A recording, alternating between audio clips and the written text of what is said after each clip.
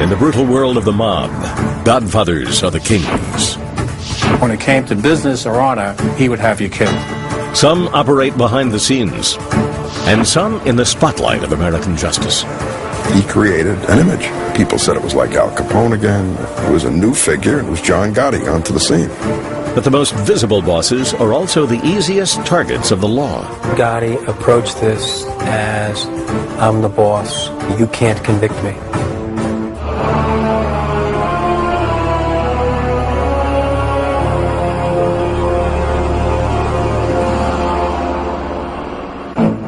John Gotti, definition of the Mafia godfather. In the late 80s, one of the best-known figures in the country.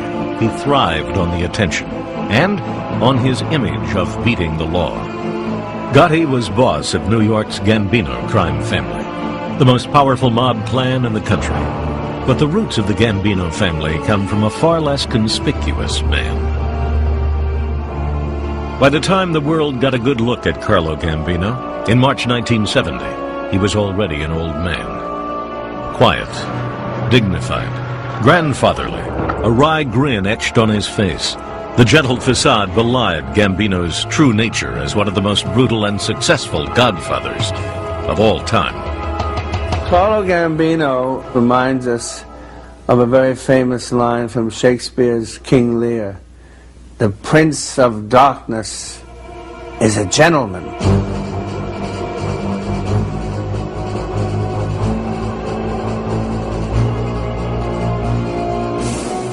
Carlo Gambino came to America during the immigration wave of the 1920s. He was met at the docks by cousins who were already members of New York's bustling underworld. They immediately got Carlo a job that would put him at odds with the law. Carlo Gambino was, as they say, connected. And right away they put him to work first in the illegal liquor trade. It was the age of prohibition and bootlegging, a racket courtesy of American justice. Mobsters making money hand over fist. It was a chance for young Carlo to prove his worth. He was a brilliant crook. He was very good at all facets of the illegal liquor game, hijacking rivals' trucks, things like that. Before long, he was recognized as an up-and-coming young man in the New York underworld. Prohibition ended in 1933. Erasing the most lucrative business the mob had ever known. But Gambino had the proverbial Midas touch. When World War II broke out, the government issued ration stamps for essential products like gasoline and meat. Another restricted market, and Gambino saw another racket. He stole huge volumes of stamps and bribed corrupt officials for more. He resold them on the black market at an enormous markup. The scam quietly made Carlo his first million. The law never touched him. After the war, Gambino became second in command to Albert Anastasia, boss of one of the 5 crime families of New York. Anastasia was brutality personified, the most feared mobster of his day. He ran what the press dubbed Murder Incorporated, the mob's own hit squad for hire. He was nicknamed the Mad Hatter and Lord High Executioner. Anastasia's brother, Tough Tony, was head of the Longshoremen's Union. Together they shook down the union and controlled much of the New York waterfront.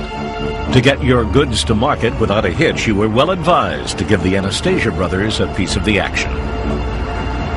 While Carlo was a loyal underboss, there was no denying his ambition.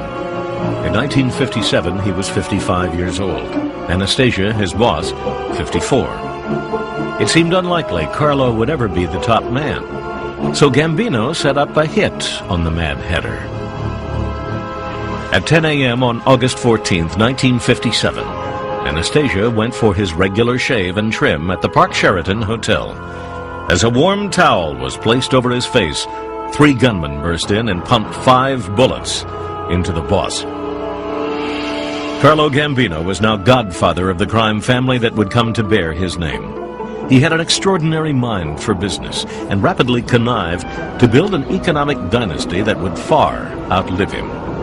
While the Gambinos already controlled the docks, the Godfather realized that the future was in the air. In the 1960s, he grabbed control of the unions that handled cargo at JFK International Airport. Now the Gambino family had a stake in everything moving in and out of the nation's busiest port of entry. They could steal at will and smuggle drugs, especially heroin, right under the nose of U.S. Customs. And the Godfather kept a hefty payroll for cops who looked the other way. Since the 1950s, the Mafia had controlled New York's garment industry. Gambino made it his own, securing an iron grip on the unions that supplied labor and transportation for garments. At the time, 70% of all clothes made in America came out of Manhattan. The price of each item included a hidden tax to Carlo Gambino. The family gained interests in the construction industry. They ran securities frauds on Wall Street. Not to mention gambling and old-fashioned loan sharking, Carlo Gambino became the CEO of organized crime. Crime really paid off for him, and it was all accomplished by an illiterate, uneducated Sicilian who never became an American citizen. In 1966, the Justice Department issued a deportation order against Gambino. But through a series of appeals, it was never implemented. In New York and elsewhere, American justice was woefully behind the mob. In fact, the feds were still trying to figure out who made up the highly secretive Mafia. So we were at the disadvantage, actually, in going after the high echelon organized crime figures like Carlo Gambino. They were very, very well insulated. Without much pressure from the law, Gambino ran his family like an emperor who tolerated no dissidents. He was utterly ruthless. Carlo Gambino, to rise to the head of that family, had an ability actually to organize and rule a bunch of tough men. And also, when it came to business or honor, he would have you killed. He was a brutal man. They said at the meetings where it would be discussed whether a certain individual should be bumped off, a nickname for the individual would be mentioned at the table. And Carlo Gambino's response was a very slow nodding of the head. That's all. He wouldn't even say anything. And the guy would be gone the next day. Mr. Gambino, do you have any statement to make to the press? Gambino coveted anonymity. Strictly adhering to Mafia traditions of a secret society, he shunned the press. Few news photos of Gambino were ever taken. I don't believe that the average New Yorker really knew who Carlo Gambino was. Carlo Gambino, on the surface, was an illegitimate businessman. Indeed, Gambino confounded American justice by running many legitimate businesses, including trucking companies and hundreds of pizza parlors. In a Mafia world designed with the specific intent of making money, Gambino really was the boss of bosses, arguably the most powerful man in all of New York. He could do things that the mayor couldn't do. He could close down the whole port of New York if he wanted to. No ship could move out. No ship could come in. That's a lot of power. The police did make arrests, but only for individual crimes. They nabbed a Gambino associate named John Gotti in 1969 for hijacking a cargo truck from JFK. But they never attacked the Godfather or the family because they didn't have the legal tools to do it. In the early 1970s, Gambino was arrested on suspicion of masterminding an armed robbery. But each time he neared trial, his heart would conveniently give out. His doctors would attest to his weak condition. Gambino finally did die of a heart attack on October 15, 1976, at home in his own bed, a rarity for a Mafia boss. This battle between godfathers and the law was barely a contest. Gambino won, hands down. We never made a successful prosecution against Gambino. Never made one. That's an indication of his importance. That's an indication of that he's successfully resisted law enforcement, continued to make money, continued to run the unions he had access to, and basically died out of jail. That's a success. The death of Godfather Carlo Gambino left a void at the head of the crime family and set up a violent power struggle that in time would help American justice bring down the dynasty the patriarch had created. Gambino had left one last order: that his cousin and brother-in-law, Big Paul Castellano, become the new boss. Castellano was not Carlo's number 2 man or underboss. That title belonged to Aniello Neil Della Croce. Neil Della Croce was Carlo Gambino's underboss for 20 years. By rights, he should have taken over the crime family. A very vicious criminal and a very, very adept leader, and the one who knew the rackets better than anyone else. But Gambino decided the important thing was blood. Paul Castellano had been a high-ranking member of the family. An astute businessman, he was a major player in the meat industry in New York, owning several legitimate companies. As a mobster, he handled the more complicated rackets, labor unions, and rigging construction bids. Now Big Paul faced the daunting job of running the biggest and most violent crime family in America. Basically, what the boss has is a tiger by the tail. And is he able to ride it? Is he able to be rational and violent? It's a contradiction. Castellano immediately moved to pacify Della Croce, handing him near exclusive control of almost half the family rackets, including gambling and loan sharking. Placating Della Croce may have prevented an intra-family war, but it created a major split in the Gambino power structure, a potential opening for American justice. Castellano's wing was dubbed the white-collar wing because it was more sophisticated, was involved in labor racketeering, controlled the garment center. Neil Della Croce was the head of the blue-collar wing. John Gotti was a key player in Neil's blue-collar wing. You know, they were involved in the strong-arm rackets. They were the hijackers, the loan sharks, the guys who did the muscle work whenever it was needed. Della Croce was, in fact, Gotti's mentor, and Gotti his top captain. The new godfather had the misfortune to follow a legend into the top spot, a role he wasn't cut out for. He had the mentality of the inheritor, not the founder. And he wanted to be considered not a crook, but a wealthy gentleman businessman. He was a smart businessman, but he forgot that the reason why he had that clout or that edge was because he had the mob behind him, basically frightening competitors away and making sure that the unions didn't give him trouble. A large, well-dressed man, Castellano had a voracious appetite for reading, women, and food. He frequented not mob hangouts, but respectable Manhattan restaurants like the Sparks Steakhouse, where gentlemen businessmen ate. In an attempt to remain viewed as an honest businessman, Castellano retreated from the day-to-day operations of the crime family. He built a huge mansion on Staten Island that came to be known as the White House. He had lost touch with the young Turks that were coming up in the mob. He still relied on the respect and honor of the old Sicilian way, where his word was law, and they just would respect him and wouldn't go after him. Castellano's rival, Neil Della Croce, was also from the old school, respected the boss out of a sense of duty, but he was everything the boss was not. Neil Della Croce, he was the Little Italy strong man. He spent most of his time in the Ravenite Social Club of Mulberry Street, and Manhattan was his bailiwick. He was the one that kept the tough guys in line.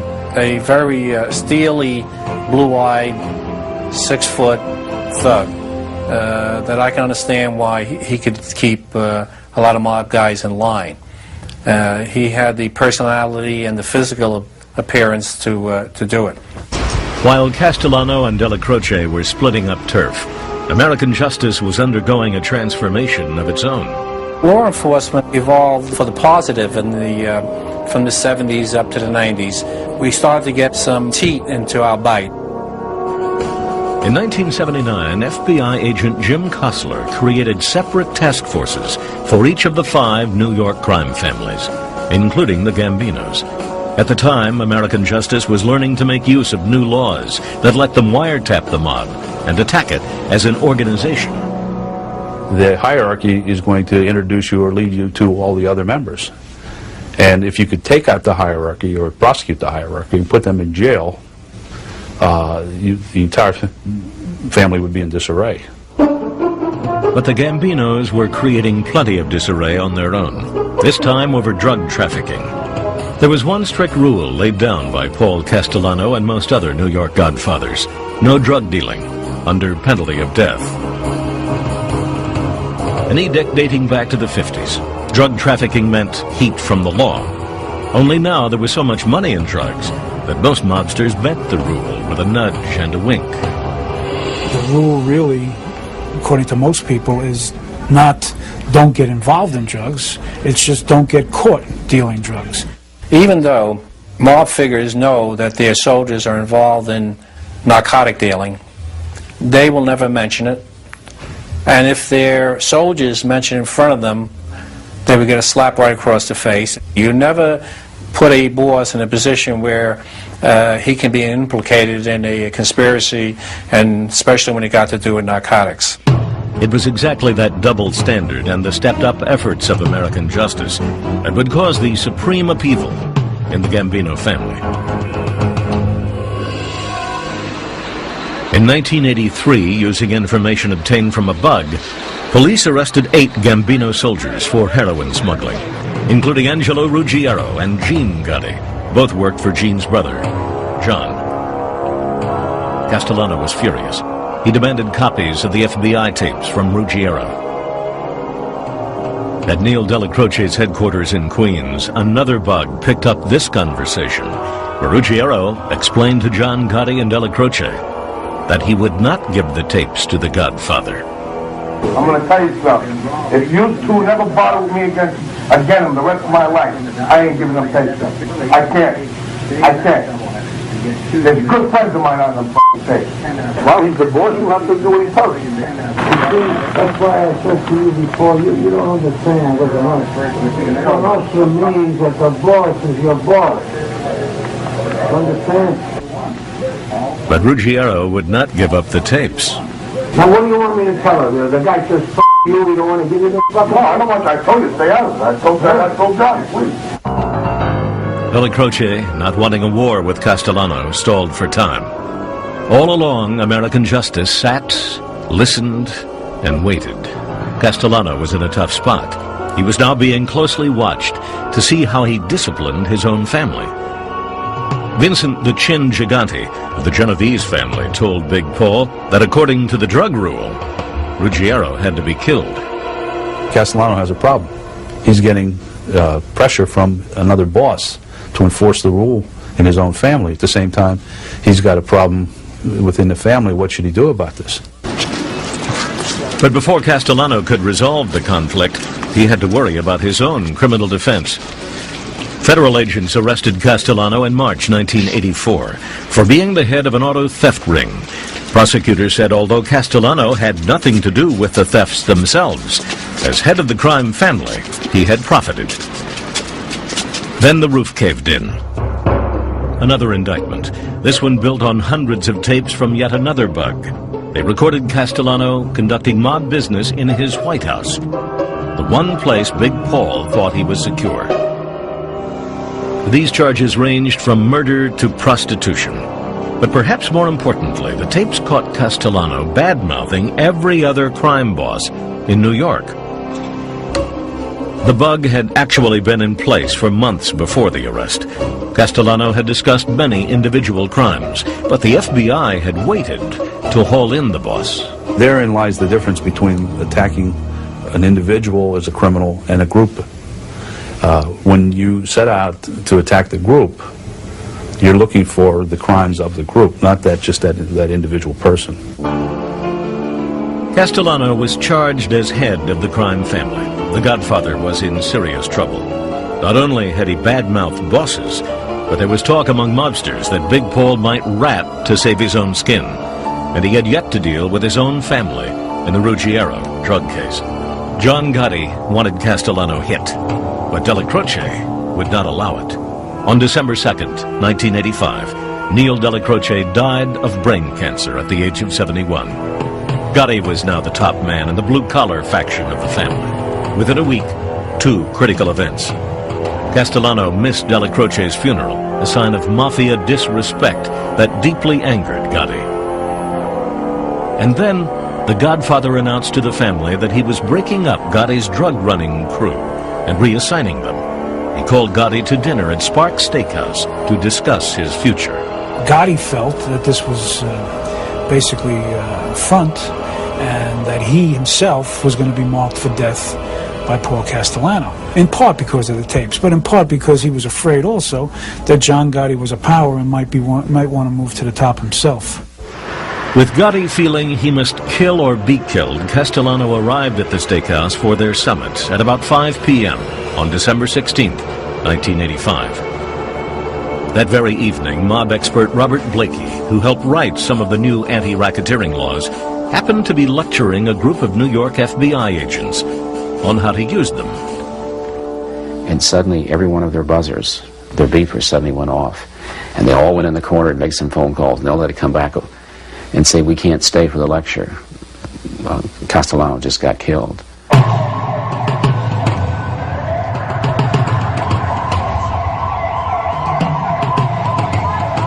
I think we're witnessing at least part of the changing of the guard. I think we're witnessing a convolution within La Cosa Nostra that hasn't been seen since its beginnings.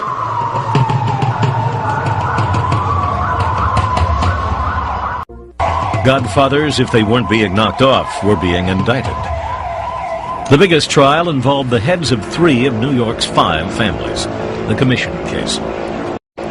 Tony Dux Carollo of the Lucchese family, Carmine Persico of the Colombos, and Fat Tony Salerno, who ran the Genovese family. Paul Castellano had been indicted as well before he was hit, all charged in February 1985 with being members of the Mafia Commission. The Commission was the Supreme Court of the New York mob. Crime bosses met to settle disputes and divide up territory. To indict the Commission as a criminal organization was unprecedented for American justice. The Commission case, I think, was the major case in the history of organized crime investigation and prosecution in the United States. It established the existence of the mob, the existence of the Commission, the existence of families, and the identity of those who controlled Cosa Nostra, at least in the New York metropolitan area. The indictment charged the Commission with construction bid rigging, assuring that the crime families controlled which contractors got lucrative building jobs. Mob bosses would then skim huge profits off the top. A unique case in that it involved very few witnesses. The primary evidence was from tapes made from bugs in Carollo's Jaguar, in Salerno's social club, and in Castellano's mansion. When you played the tapes, the 5 families were exposed, the Commission was exposed. You didn't need a witness. It was a very, very difficult case for the defendants. In fact, unwinnable. In January 1986, the heads of the 3 families were each sentenced to 100 years in prison. A defining moment in the war between godfathers and the law. And within the mob itself. With Castellano dead and the others behind bars, there was a changing of the guard. New leaders with a new set of values. Their predecessors understood that the important thing was the strength and the success of the organization. The new generation sees this as something different. They are the me generation, the yuppie generation. They're the ones that are interested in themselves above the organization. A trend that made the yuppie mobsters especially vulnerable to American justice. For the Gambinos, it was the beginning of the age of Gotti.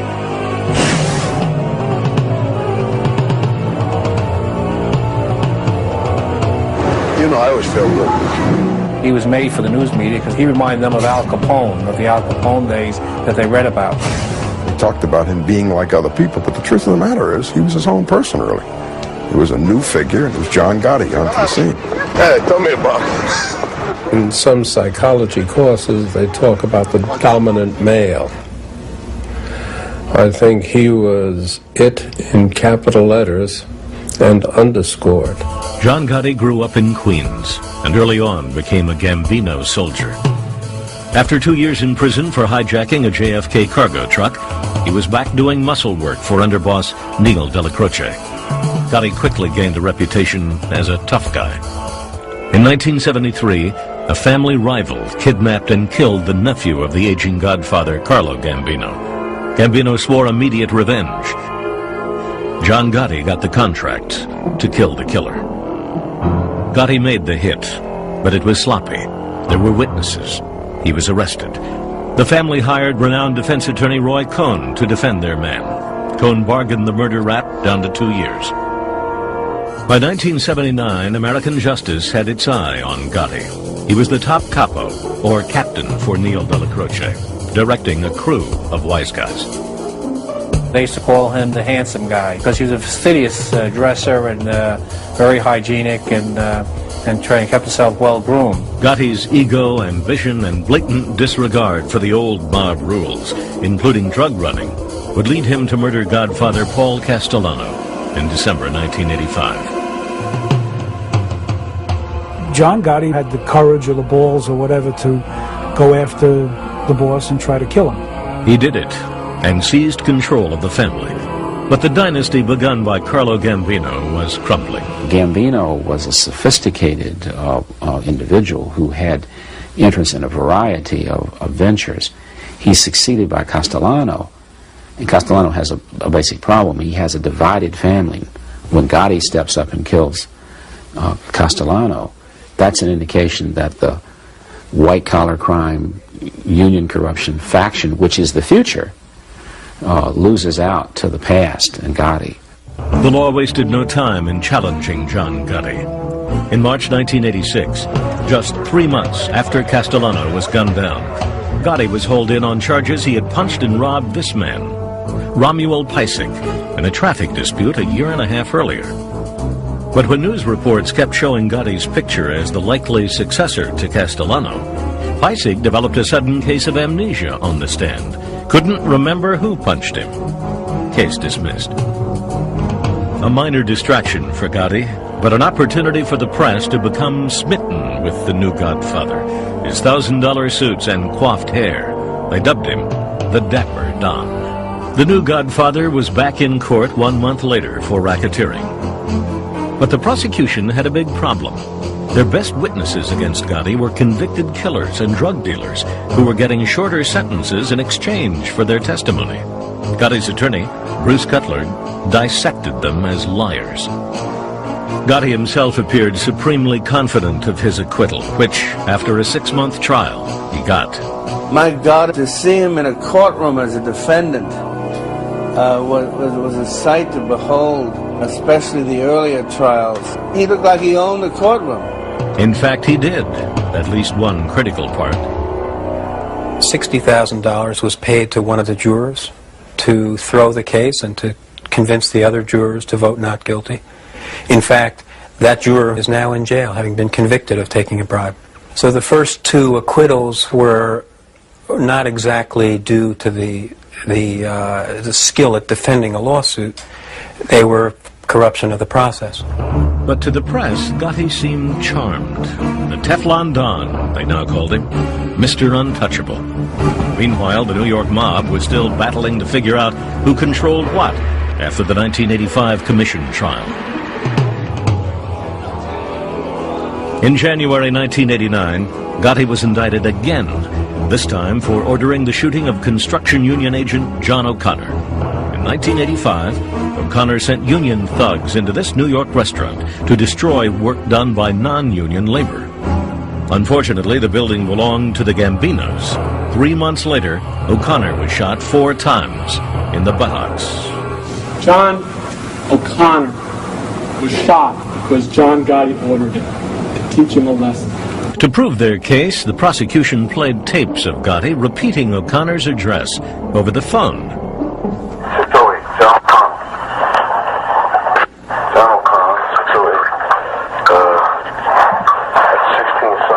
And then a garbled sentence the prosecution said was, "Bust him up." it apparently was not clear to the jury. How say you with respect to defendant John Gotti, guilty or not guilty? We find him not guilty. Legally or otherwise, the Godfather had now beaten the rap 3 times.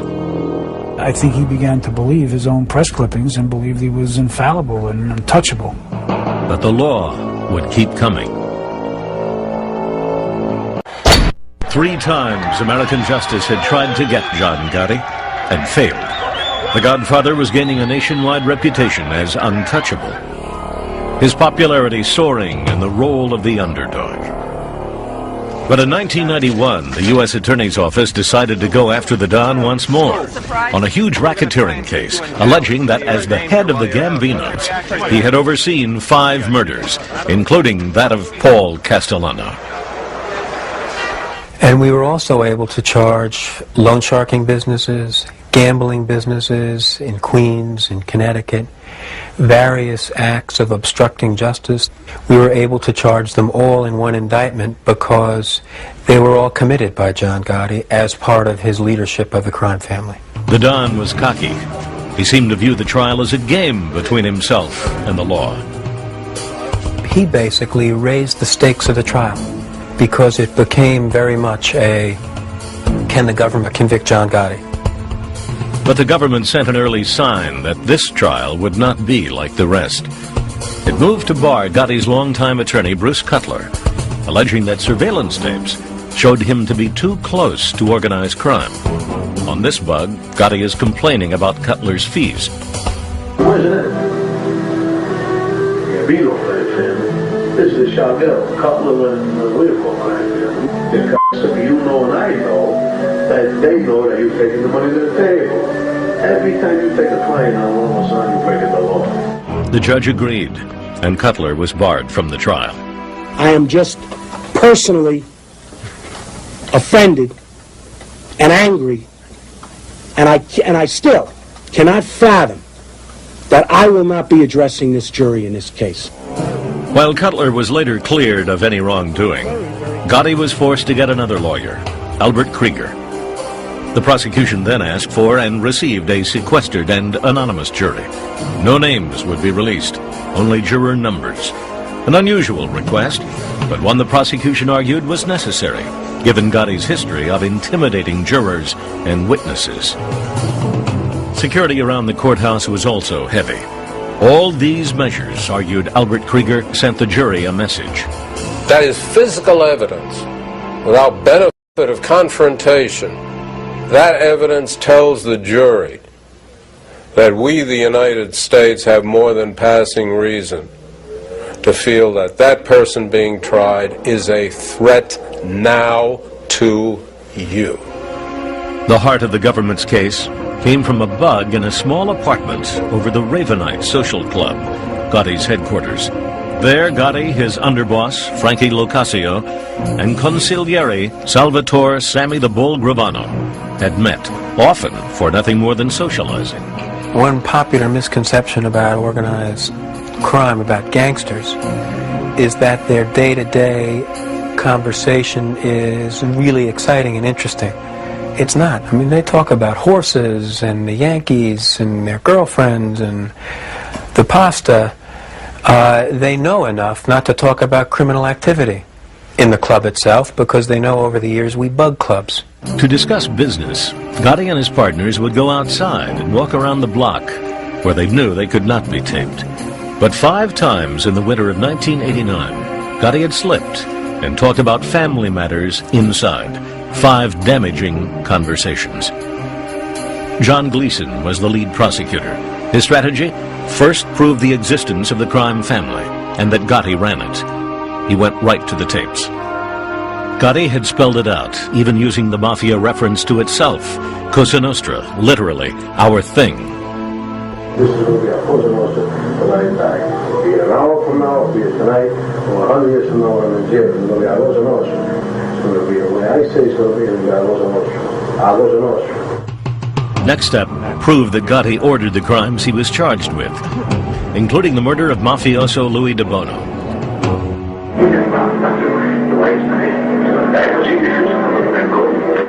He talked about turf, When someone made the mistake of opening an unauthorized gambling operation, Gotti sent this brutal warning. You come this punk out of me, John Gotti, you'll sever your mother head off, you sucker. Even Gotti's lawyer Krieger calls the tapes a smoking gun. It's like pretending that Mount Everest is not before you when you stand in Nepal. It's there. The bugs also provided an insight into Gotti's management style. On one tape, he makes preparations for his consigliere, Sam Gravano, to become acting boss if he himself were sent to jail. So I'm asking you, how you feel? You want to sing us through the year? Or you want me to make you official underboss, acting boss? How do you feel? What makes you feel better? You hear the real John Gotti on the tapes that we made. He was a brutal, murderous boss, but he was also capable of great charm in dealing with people. He wasn't boss of that family for nothing. He knew how to deal with people and manage people. Gotti had been indicted on the tapes alone, but 10 weeks before trial, the government acquired an equally damaging weapon. Gotti's co-defendant in the indictment, Sam Gravano, wanted to make a deal. Facing life in prison if convicted with Gotti, Sammy the Bull would talk for a reduced sentence and entry into the Witness Protection Program. When Gotti first heard Gravano would turn, he was devastated. That was about 2 o'clock in the morning, and as soon as he could get to a phone, he was calling around. He called his brother Pete in Queens, and he called others to let them know what he had heard and to check it out and make sure it had happened. He knew he was dead meat if it were true. It was. In his 1992 racketeering and murder trial, John Gotti was already reeling from incriminating bugged conversations. But the Godfather took another blow when his right-hand man and confidant, Sammy the Bull Gravano, decided to save himself from life in prison and testify against the boss. Gravano was the biggest mob figure to turn for the government since Joe Valachi first blew the lid off the Mafia's secrecy in 1963. A betrayal punishable by death. What I'm telling you, what I'm exposing to you and the press and everybody, this is my doom. It was not Valachi's doom. He died of natural causes in prison. But Gravano had the safety hatch of the government's Witness Protection Program, guaranteeing him a new identity, perhaps even plastic surgery, when he was released from prison. It is one of the most vital tools in fighting the mob. Forget Sammy Gravano. Nobody anywhere near organized crime is going to walk in and, as a matter of civic duty, volunteer to testify against John Gotti. It's very important to be able to assure somebody that if they make that decision, if they choose to cooperate, we will protect them and their families. But as Gravano arrived to testify, many were questioning the wisdom of the prosecution in making a so-called deal with the devil. Gravano had confessed to planning or executing 19 murders. The jury might find him unsympathetic and unbelievable. But Gravano had corroboration. He had the taped conversations of Gotti. Defense attorney Albert Krieger prodded the government star witness to admit he had molded his testimony to fit what was on the tapes. Gravano held firm that he had no reason to lie, but the idea was planted in the jury's mind. In fact, Gravano's most damaging testimony was about something Gotti denied on the tapes: responsibility for the 1985 murder of Godfather Big Paul Castellano. Gravano testified that not only had Gotti ordered the hit, but that he and Gotti had been in a car just down the street when the murder took place. Gravano said it was a rule to deny involvement in any conversation about the boss's murder. But they did kill Paul. They were there. And Gravano's testimony is what proved that part of our case. His testimony was overwhelmingly compelling. Once Gravano finished his testimony, we rushed to rest our case. The jury took less than a day to reach its verdict. The first word out of the foreperson's mouth was whether we had proved the Castellano murder. And she stood up and very confidently said, proven, and then said guilty with respect to all of our counts. And none of us who were involved in this will ever forget that. He didn't win fair and square. He played a game that he didn't play fair and square. My father is the last of the Mohegans. They don't make men like him anymore, and they never will. Gotti supporters staged a mini riot outside the courthouse. Most were from Gotti's Queens neighborhood. While a huge victory for the law, the conviction was also seen as evidence of how the Gambinos disintegrated from within. As soon as Gotti decided to hit Castellano, he signed a death certificate for the family. Everything else was detail. When Gotti says, "I'm in it for myself, I can kill Castellano," Gravano says, "I'm in it for myself, I can testify against Gotti." What you have to do is hang together. John Gotti received the mandatory life sentence without possibility of parole. He died of cancer in a prison hospital in 2002. Gravano was released in 1995, though he eventually went back to prison on drug charges. In 2002, the plea deal angered Krieger. Gravano is filth to his core. What he has done is he has found a way to bargain for his freedom, and we buy it. And when we buy it, we get into the same sewer as he. But prosecutors argue that Gravano's testimony was worth it, finally allowing them to get a man they had targeted for years. And for many, getting Gotti was more than just a job. It was a matter of honor for me, because this is the guy that people were looking up to. The Italian-American kids in New York will start dressing like John Gotti, all acting like John Gotti. I'm Italian-American, and I believe that these people should be looking towards people like me to be respectful of, and not John Gotti. Lawman versus The Godfather. You know, I'm here speaking to you, but John Gotti is spending the rest of his life in jail.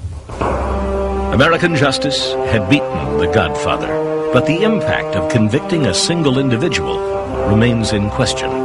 This is not the James gang, that once Jesse and Frank are killed, the James gang dissipates.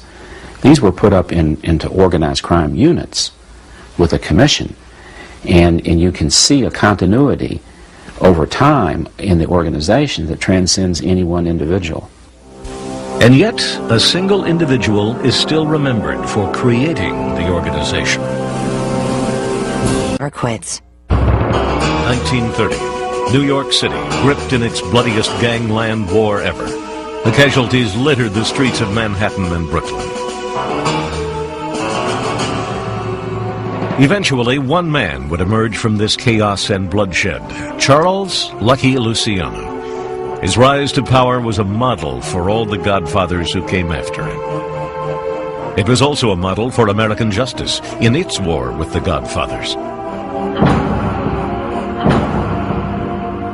Born Salvatore Lucchini in 1897 in Sicily, he and his parents immigrated to New York in 1907. Within months, young Charlie was on the streets, stealing from stores and pushcarts. By age 14, he left home, quit school, and started running with the infamous 5 Points Gang, the kind of finishing school for future mobsters, including Al Capone. Early on, Luciano passed his first test of gang loyalty.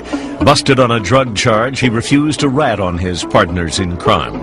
He had kept the gang's code of silence.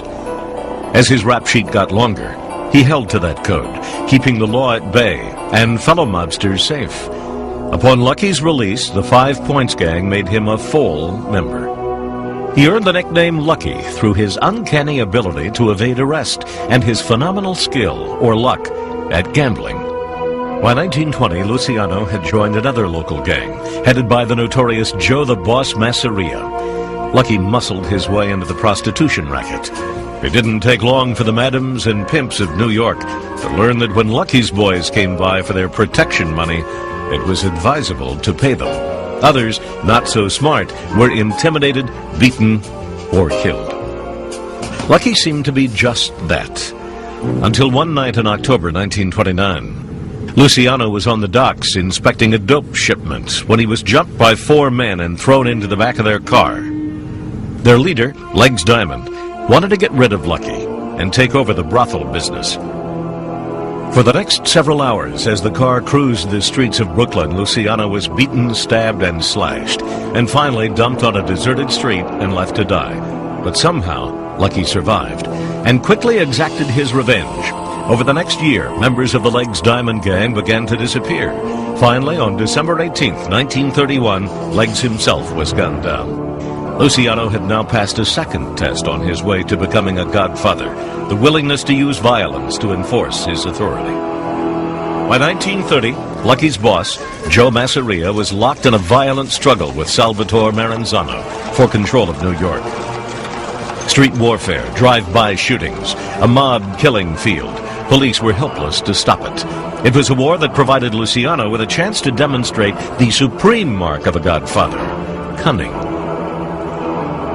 In a classic example of mob treachery, Luciano lured his boss to his favorite restaurant, Scarpato's, in Coney Island.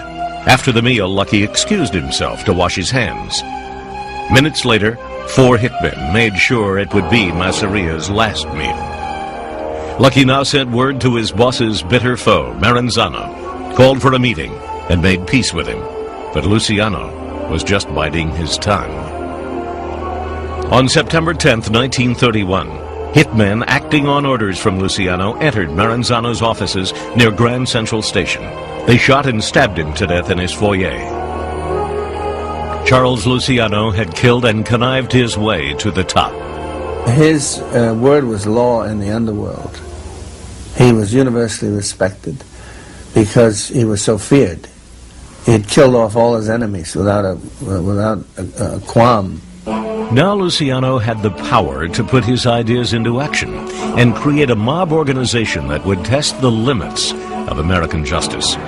Whether in gambling or the numbers racket, Luciano broke new ground because he was willing to do business with non-Italians. Men like Meyer Lansky and Benjamin Bugsy Siegel, as long as they made him money, they were in. What Luciano did for traditional Italian, Sicilian organized crime is Americanize it. They would have alliances with Jewish groups, with anybody that they could make money and exercise power with. It was Luciano who established the Commission, the governing body of New York's underworld that would carve up territory and operate unchallenged for half a century. Like Ford learned to make Model Ts, Luciano learned to organize prostitution and make money on it, to organize dope and make money on it, to organize the unions and make money on it, and to organize the families so that they wouldn't fight with each other. Luciano kept the prostitution racket for himself. He now reigned supreme in an underworld of his making, an underworld American justice was yet to penetrate. That is, until 1935. New York Governor Herbert Lehman appointed a new special prosecutor, Thomas Dewey, who would pioneer a new way for the law to fight the Godfathers. For 20 years, the underworld has preyed on our people and robbed them, and then frightened them into silence. But now, the day of fear of the gangster is coming to an end. Serious and ambitious, Dewey, a former U.S. attorney, first set his sights on Dutch Schultz, the czar of gambling in Harlem and the Bronx. Dewey had nursed a hatred for Schultz since Election Day, 1928, when, as a young Republican poll watcher, he had witnessed the Schultz gang, working for the Democratic machine, intimidate voters. In his previous job, Dewey had tried and failed to put Schultz away for tax evasion. Schultz, isolated, erratic, and feeling the heat of the law, now decided to ignore generally accepted Mafia rules, which prohibited the killing of honest lawmen, and take out Dewey. When Luciano and the Commission learned of Schultz's plan, the Godfather arranged for the hitman to become the hit. Little did Dewey know that a mobster had spared his life. The prosecutor and his staff now began looking into prostitution and rumors that a single organization was running the brothels of New York. In a first for American justice, Dewey placed wiretaps in the whorehouses, identified the various hookers, and then, in a mass arrest, brought in more than 100 women. Hoping that under pressure of jail, some might begin to testify, Dewey set their bail at the maximum. Dewey's hunch proved right. Many of the prostitutes, abused and angry, did name names. One name that continued to surface: Charles Luciano. The law now went after the Godfather. Dewey argued that because Lucky had been running a prostitution shakedown ring, he was guilty as a racketeer. In order to prosecute the king of the pimps, Dewey had to first persuade the New York legislature to pass the nation's first anti-racketeering bill, a turning point in the war between godfathers and the law. Luciano's luck had run out. He was convicted of compulsory prostitution and sentenced to 30 to 50 years, a tour de force for Dewey. First of all, he investigates the case using electronic surveillance. He brings in witnesses and immunizes them. Then he not only proves the individual crimes, he proves the cash flow. And he cross-examines Luciano with his taxes, or the absence of the cash flow. And then he's able to try Luciano not individually for a single offense, but for the group of the offenses, for being a racketeer, exactly what he was. Following Lucky's conviction, Dewey soon retired from the war against the mob. He became governor of New York, then ran twice unsuccessfully for president. In the meantime, Dewey pardoned Luciano in 1945. The Godfather had spent World War II in jail, but supposedly provided intelligence to the military as the Allies were planning their invasion of fascist Italy. Yet the condition of Luciano's release was deportation to his native Sicily. Lucky died of a heart attack on January 26, 1962, at the airport in Naples, as he was about to meet with a Hollywood producer to discuss making a film about his illustrious career as a godfather. Las Vegas mob insider Ed Becker is among those who suspect that Lucky's old friends, fearful of what he might reveal, accelerated his demise. I'm not a conspiracy buff, but he was about to do a movie. He was meeting somebody, a producer in the airport, to sell him his movie rights, and he died. He had one drink and walked across the floor and dropped dead. Well, you know, the Borgia drink, they call it. A little sip of arsenic, a little old lace, and away you go. The most successful godfathers have been the ones who, unlike Charles Luciano, eluded American justice. The mobsters have a clear edge when the law is not crusading against them. That was the case during World War II. With America's focus overseas, the law, including FBI Director J. Edgar Hoover, paid little attention to organized crime. Hoover even denied there was a mafia. That was fine by this man, Anthony Accardo. He was not looking to get his face in the newspaper as he quietly consolidated his power within the Chicago underworld. When Accardo became the boss in 1944, he really walked into a situation where nobody was looking over his shoulder. There was no law enforcement agency that was doing anything really about organized crime. Accardo's rise was similar to that of many godfathers of his generation. Born near the turn of the century, he grew up in the heart of Chicago's Little Italy. By the middle of the Roaring '20s, Accardo had become a chauffeur to the world's most famous mobster, Scarface Al Capone, a critical role, according to Mafia expert Edward Becker. Accardo was a chauffeur. All the big guys started out as chauffeurs to the boss. And that's how they became the boss. They knew all the secrets, they knew all the places, and that was Accardo.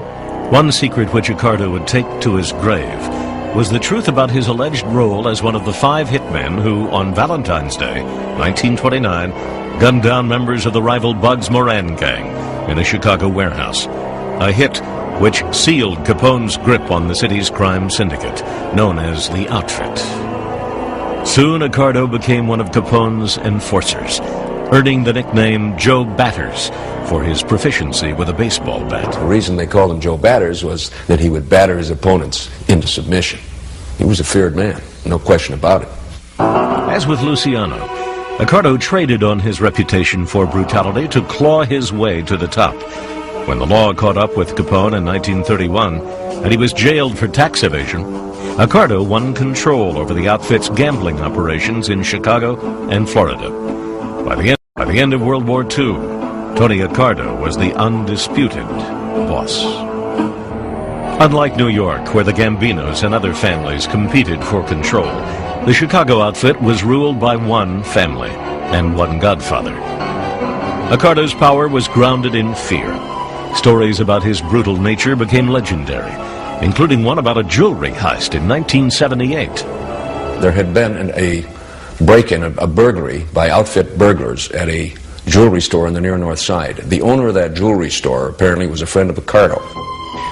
He complained to Accardo that these guys had come in unauthorized and had stolen this loot, this swag. So the swag was taken to Accardo's home in River Forest and kept there in the basement, to be returned eventually, apparently, to the jeweler.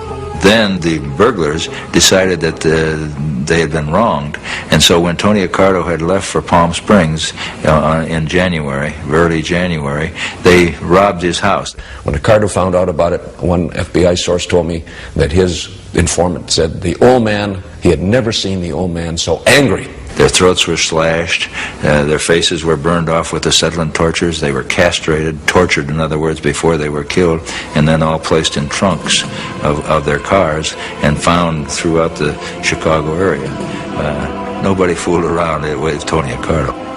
Now, that's incredible power. There's nobody in the city of Chicago today can say my house shall not be burglarized, and if burglarized by accident, the property shall be returned, and that there'll be a death penalty imposed for burglary. That's power. Accardo, like Carlo Gambino, kept a low profile. But in the 1950s, Senate hearings woke the country to the existence of organized crime and its infiltration of American life. The first hearings, led by Tennessee Senator Estes Kefauver, were also the nation's first live TV event. The public watched in awe as gangsters like Frank Costello of New York testified. You must have in your mind some things you've done that you can speak of to your credit as American citizens. If so, what are they? Paid by tax. Tony Accardo's appearance was marked notably by what he didn't say. He took the fifth 144 times.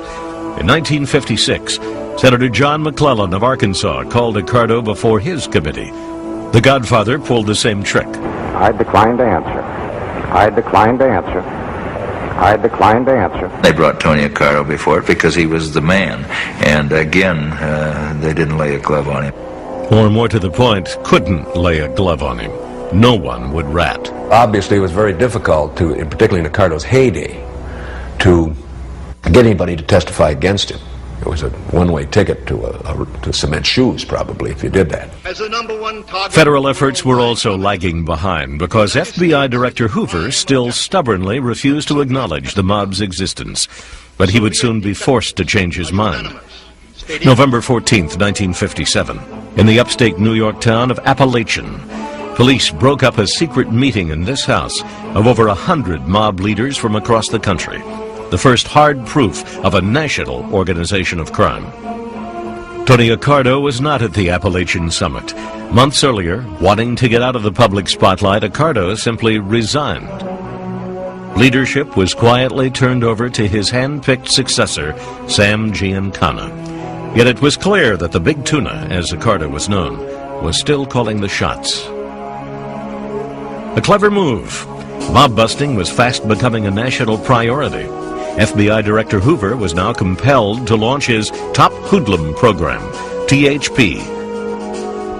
Bill Romer was a charter member of the Chicago THP team. We were novices. We knew nothing at all. It was like a primer. We were in the first grade, and we knew nothing at all about who these guys were. In the 1950s, federal laws allowing bugs and phone taps were not yet on the books. So American justice suffered from an appalling lack of legal weapons for a war against the Godfathers. But Hoover cited national security as a pretext to eavesdrop on the mobsters anyway. The FBI boss gave Romer and his team their marching orders. Bug Accardo's downtown headquarters. But he told us that if we got caught, we would be considered rogue agents and that we would be disowned and thrown to the wolves. And so most of the agents, to be very frank, most of the agents really didn't feel they wanted to go ahead under those circumstances. On the second floor of this building, the agents cautiously planted their bug.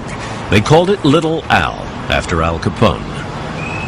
I was the first guy in, and boy, I can tell you, we were very, very happy when we found that we could do this without getting shot, because they had every right to shoot us.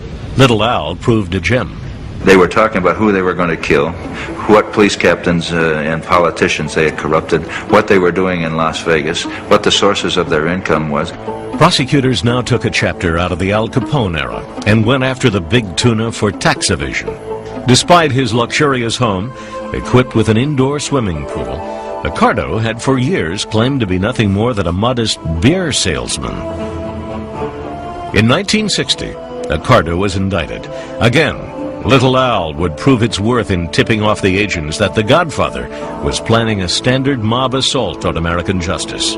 We heard on Little Al that they were going to fix the jury. So what we did, at the very last minute, we went to Judge Julius Hoffman and we informed him of what was going on as far as these jurors were concerned. And so at the very last minute, just as they were going to trial, he switched the jury panel. The switch paid off. Accardo was convicted. The Godfather appealed. The only problem was then we heard them discussing on Little Al that they were going to approach a couple of members of the Seventh Circuit of the Court of Appeals. And by gosh, if the Court of Appeals in a 2-to-1 decision didn't overthrow the verdict. Accardo was a free man, but the outfit did not take lightly these intrusions by the law into their secret world. The mob came after me and my family in 1963. They would call my wife. They'd ask her who I was sleeping with that night. And then they would call her and say, Jeannie, we got him tonight. I hope you kissed him when he left home today really good because you're never going to see him again. We killed him tonight. Romer decided it was time to establish some rules of his own. He approached Murray the Camel Humphreys, the outfit's elder statesman. I said, we ought to form some kind of an agreement here. You ought to be fair game and we ought to be fair game, but not our kids and not our wives. He took it to the mob and then came back a week later and we sat down again and we called that the family pact. And they honored it. There was honor among those people, especially under Accardo. Such honor enabled the brutal Accardo to earn a measure of respect even from the law. I always had a grudging respect for Tony Accardo, and I was not unusual in that regard. All the people on both sides of the law had a great respect for Tony Accardo. From 1960 to 1982, Accardo remained as the outfit's chairman of the board, consulted on all matters but not running the show directly. Law enforcement left the aging Godfather alone. Then the feds decided to take one more shot at Accardo. He and other mobsters were brought to trial in Miami on racketeering charges. Everyone was convicted, except the big tuna. We caused him a lot of anguish, I think, but I know that we never got him. We never fulfilled our desire to put Tony Accardo away. By 1984, Accardo was 78 years old. Time was running out for the feds. One last Senate Committee on Organized Crime called him in. And of course, some people said if he talks, then he himself could be hit. But Tony Accardo was no patsy. We have information which may be said to be general public information that you headed the Chicago Organized Crime Syndicate for many years. Isn't that true? No, sir. That is not true? No, sir. Have you ever been associated in any way with any illegal activity? Yes, sir. Sir? What were those illegal activities? Huh? What were those activities? I gambled. Have you ever killed anyone? No, sir. Have you ever directed anybody to commit murder? No, sir. What was your association with with Al Capone? None association at all. Just friendly. Hello, and how are you? It was quite a performance, believe me. Accardo had a charmed life also. Some good attorneys and a few breaks, and you have to count on that. But that's incredible. When you realize that he was an organized crime figure from the 20s until really, I guess, the day that he died in 1992, and was under the tremendous target by the federal government, is quite a story. In January 1951, witnesses are paraded before a U.S. Senate Committee on Organized Crime. Among them, 41-year-old Godfather Carlos Marcello. before a national TV audience. The mob czar of Louisiana sat majestically, refusing to reveal a thing, not even his age or date of birth. Unamused by Marcello's arrogant treatment of American justice, Senator Estes Kefauver cited the Godfather with contempt. The senator called Marcello the evil genius of organized crime in Louisiana and questioned how it was that a criminal alien would be allowed to remain in this country. In doing so, Kefauver set the stage for a confrontation that would pit the little man of the South against the power of a president and his brother, the Attorney General. But before that historic confrontation, Marcello spent 30 years building his empire with impunity. The New Orleans mob, isolated from the crime families of New York, was used to playing by its own rules. That began to change by 1930, when New York's crime-busting mayor Fiorello LaGuardia kicked mobster Frank Costello and his illegal slot and gambling machines out of town. Machines are owned and operated by the gangsters and racketeers. They derive a very lucrative income from them. Have been for years. And I'm going to stop it. Looking to relocate, Costello allegedly cut a deal with legendary Louisiana Senator Huey Long. Long would let Costello bring his slot machines into Louisiana in return for 10% of the take. Costello enlisted Marcello to strong-arm the bars and restaurants of New Orleans into using his gaming machines. Marcello was also running a lucrative marijuana ring. Busted in 1938, Marcello used his mob and political connections to get off with a brief 9-month sentence and a $400 fine. He learned very early in life that politicians were greedy and could be paid off and you could get away with anything. A vital part of Marcello's mob education, keeping the law at arm's length for decades to come. In 1947, at age 38, Carlos took over as head of the New Orleans mob. Like every successful godfather, he ruled with brutality. If someone crossed him, he would get severely clubbed over the head by Marcello's henchmen, and his body would be put into a bathtub of lye, and it would decompose in there, and then they would dump the decomposed liquid into the swamp, and the story got around that if you crossed Carlos Marcello, that would be your fate. Marcello didn't worry about the law. In 1953, the feds issued an order to deport him, since he had never become a U.S. citizen. Just like Carlo Gambino, Marcello managed to ignore it. He set up his headquarters in his newly acquired motel, the Town and Country. A sign above his office door read, "3 can keep a secret if 2 are dead." With the money Carlos earned from his gambling and drug rings, he financed a vast and complex array of operations, many of them legal. But it was primarily power, political power, which Marcello sought. In his quest to gain influence, the 5'2" godfather stood tall, with his literal deep pockets. He had a foot-long trouser pocket and one pair of trousers, in which he could carry as much as $20,000, $30,000 in bills. I could see this hand go, and it looked like it was going down to his knee, and pulls out this big roll of bills, and he peels off 5 100s. And he would just go around reaching into that deep pocket and just pay off everybody, policemen, judges, in cold cash. Marcello corrupted practically every public official in the state. But in 1959, his fortunes began to turn. In March, Congress once again called him to testify. Robert F. Kennedy, chief counsel to the McClellan Committee, grilled Marcello to no apparent satisfaction. These men who in the last analysis control the vice and the corruption within this country, and who have so far been immune to prosecution almost since the days of Al Capone. He drove Bobby Kennedy out of his mind by saying, "I can't answer that question, Senator." In his unique Cajun drawl and with a scowl on his face, Marcello had refused to answer any of the questions put to him. Then one of the senators on the committee said, How in the name of God have you been allowed to remain in this country 8 years after you were officially deported? And Marcello's response was, I really wouldn't know, sir. I don't know anything about that. The little man had taken the fifth at least 66 times.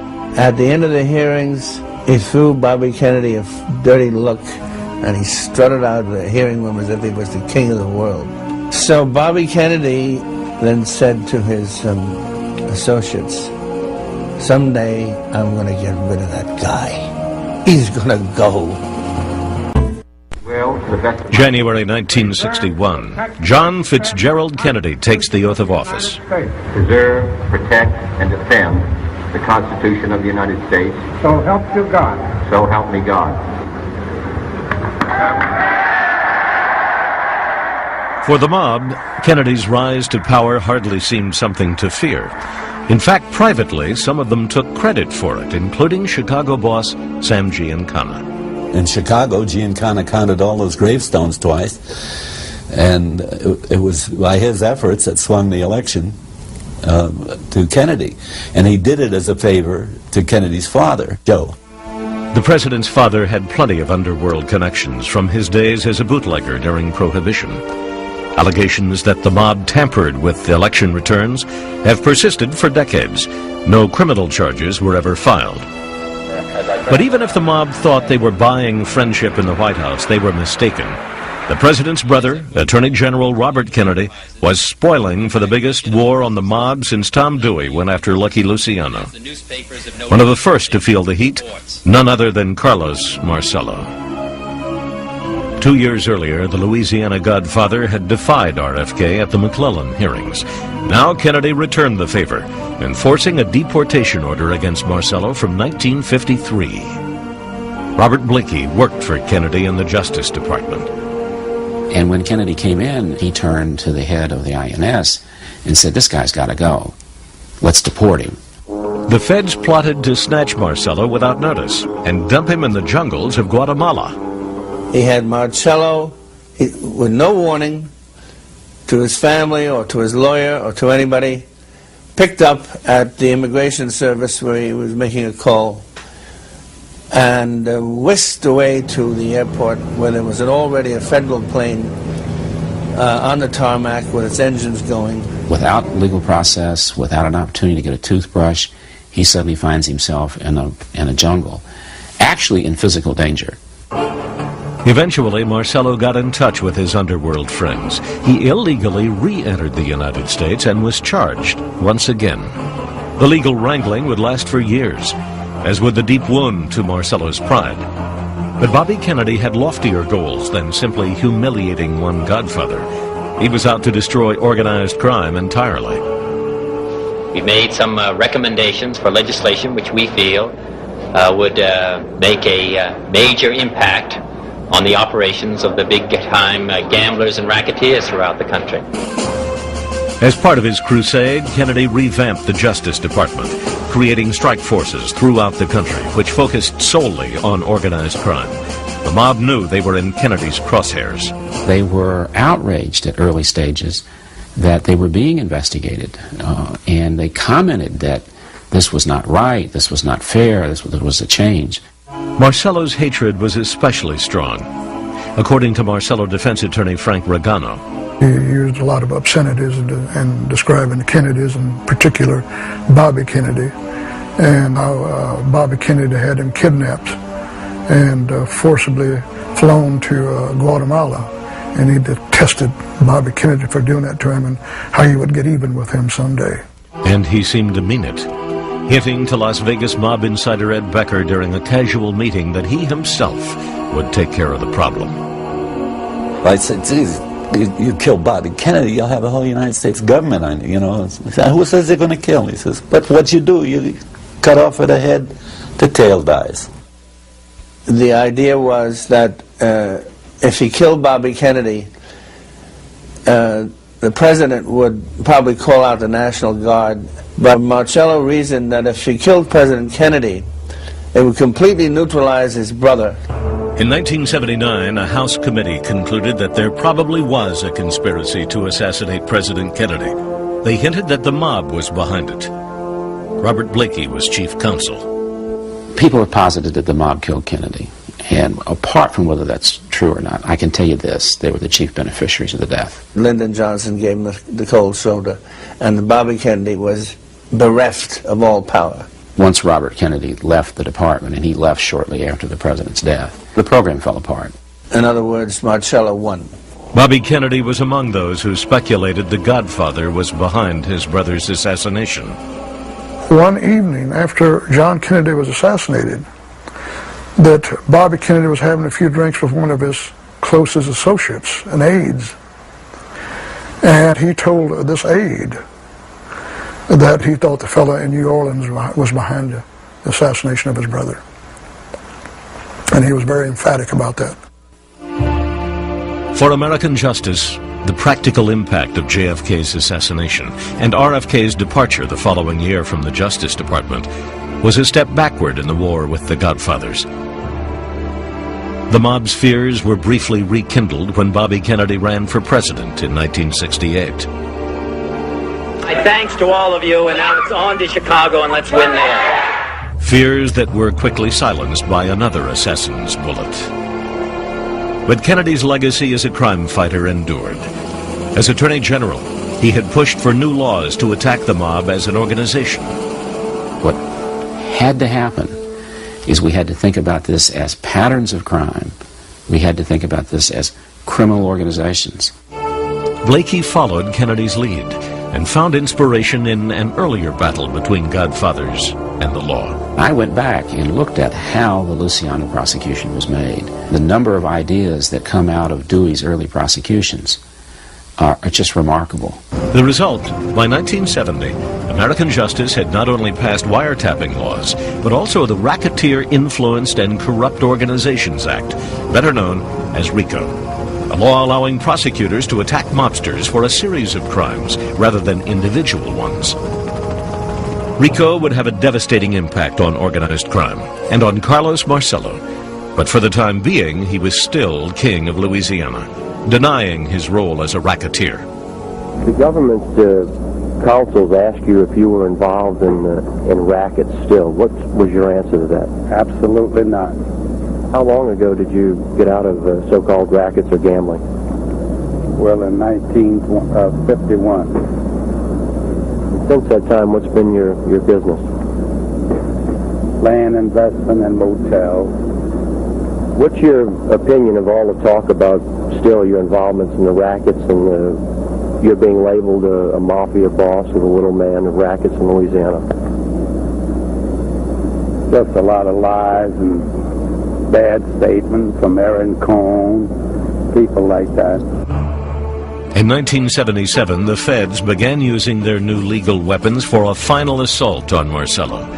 Agent Eads Hogue was part of the FBI strike force in New Orleans. I had gotten a good sense of Mr. Marcello and how he played his game. There was this aura of this man as being absolutely invincible. He was an untouchable. Two undercover agents arranged a meeting with Marcello. They posed as insurance salesmen, soliciting the Godfather's help in bribing public officials to win government employee insurance contracts. It was a racket the little man knew well. The room was bugged, and Marcello took the bait. The tapes revealed his absolute desire and interest in assisting these undercover agents in their attempts to get public employee insurance contracts through bribery. Marcello's lawyers say the Godfather didn't see this as bribery. That's where it is with Carlos. I think that he was engaged in unlawful activities, such as bribing public officials and all, but he didn't consider it a crime in his own mind. It just was a way of doing business. He had all the politicians and judges and prosecutors in his hip pocket, so he didn't think he would ever be charged with a criminal offense. But this time, Marcello was wrong. On June 17, 1980, the Godfather was indicted. Defense attorney Buddy Lemon said the feds had unfairly entrapped the Godfather. The come on was not, let's go and rob a bank. It wasn't, let's go and smuggle drugs. It was, we are legitimate people from a legitimate insurance company who have a good product that will save the people of Louisiana some money, and we want an opportunity to meet important citizens and politicians, and we're willing to make campaign contributions to do that. But the government prevailed. Carlos Marcello was found guilty of racketeering and sentenced to 7 years in federal prison, a case that sent a message to the mob that with the help of powerful new laws and agents trained to use them, American justice could bring down one of the nation's most formidable godfathers. It had to be delivered here in this state because there was a legend widely accepted that one man, Mr. Marcello, was above the law. Putting Marcello away took some of the best evidence the feds ever had against a godfather. Organized crime has always managed to give the law a run for its money, and no place more so than in Las Vegas. In the 1930s, Lucky Luciano organized the New York mob like a Fortune 500 company. Clear objectives: make money, exercise power, minimize bloodshed. As godfathers around the country took those lessons to heart, one city came to epitomize the mob's ability to succeed in business: Las Vegas. The underworld meets the upper world. Suckers fly in from everywhere, lose money, get drunk, and happily line the pockets of every godfather in America. Everyone knew the mob was skimming profits from the casinos, which they controlled but never technically owned. Ed Becker handled public relations for the Riviera when it was under the control of the Chicago outfit. They, skimmed and laundered. They would have their own man in on the count. In those days, they didn't have officials in on the count. Well, the count was always off. Mob figures throughout the United States had points in the skim, and the money was taken by couriers from Las Vegas to the various places in New Jersey and Chicago. The rise of Vegas is the ultimate tale of mob entrepreneurship.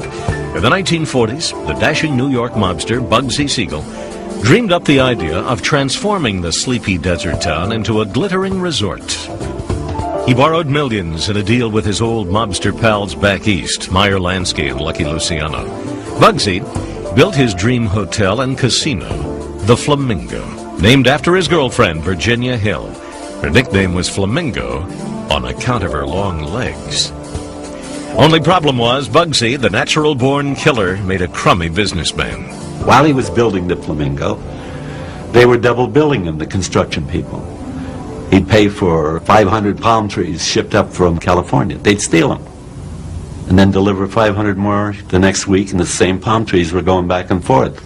The casino lost money. Bugsy was also a bit unstable. Because somebody said hello to Virginia Hill, he's going to shoot him. Well, Lansky is too bright for that, and the mob was too bright to have a loose cannon on the strip in Las Vegas. And he wasn't going to make them any money, they could see that. So on the night of June 20th, 1947, Bugsy was sitting in the living room of his girlfriend's palatial home in Beverly Hills when hitmen, presumably sent by Lansky and Luciano, shot and killed him. One of his eyes blown clear out of his head and across the room. Business as usual for the mob, and a turning point for Vegas. That very night, a gambling boss named Gus Greenbaum, also acting on mob orders, walked right into the Flamingo and simply took over. The mob was determined to make good on its investment, and they did. In 1958, the mob suggested that Greenbaum retire. He refused. A bad move. They took my boss and cut his throat and cut his wife's throat down in Phoenix because he wouldn't retire. And I realized this isn't a game, that these people are very serious. And I didn't want to be in that game. In the 1960s and 70s, tighter gaming regulations and a crackdown by the IRS made it more difficult for the mob to take its regular skim from the casinos. So the mob did what all good businessmen do in such circumstances. They sold out. One of those who bought in was billionaire Howard Hughes. It became corporate after Howard Hughes took over.